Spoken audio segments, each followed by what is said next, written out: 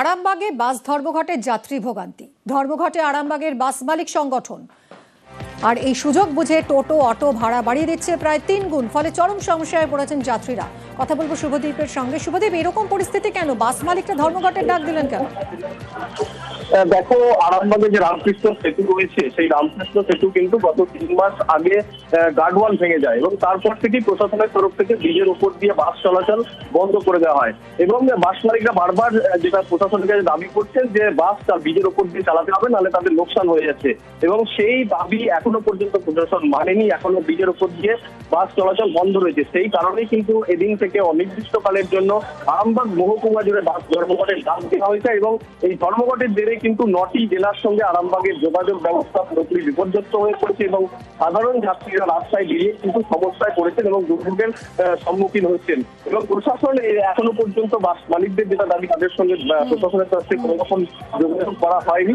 এবং কবে এই অবস্থার স্বাভাবিক হবে সেই দিকে কিন্তু তাকিয়ে রয়েছে আরামবাগ মহকুমার বাসিন্দারা।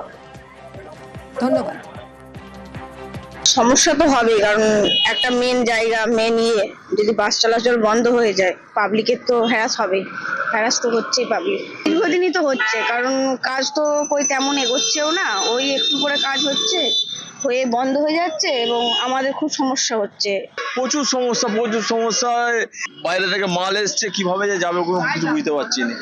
ব্রিজকে তো এভাবে যদি একটা সামান্য কাজ গেলিয়ে ওই পুজোর আগে থেকে 2 মাস ধরে কিছু কাজই হয়নি, আর এরকম তো বাস মালিকরা ঠিকই করেছে।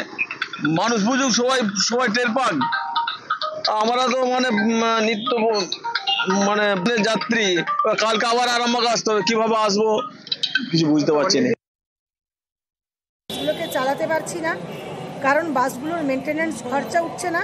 আয় তো দূরস্থ, বাড়ি থেকে টাকা রেগুলার দিতে হচ্ছে আমাদের, কিন্তু সেই জায়গাটাই আজকে আর সম্ভব হয়ে ওঠেনি। সেই কারণে বাসগুলো বন্ধ আছে। তো আমরা চাইবো যে দ্রুততার সঙ্গে প্রশাসন পদক্ষেপ নিন, যাতে হাইট বারকে আগের ন্যায় তুলে দেওয়া হয় এবং শুধুমাত্র, আমরা আবারও বলবো, শুধুমাত্র যাত্রীবাহী বাসগুলোকে ছাড়া হোক। লরি বন্ধ থাক, ওভারলোডিং গাড়ি বন্ধ থাক, কিন্তু বাসগুলোকে ছাড়া হোক। কারণ না হলে কিন্তু আর মালিকরা চালাতে পারছে না। আমরা তো এতদিন চালালাম প্রায় 3 মাস, কিন্তু আর তো সেটা সম্ভব হচ্ছে না।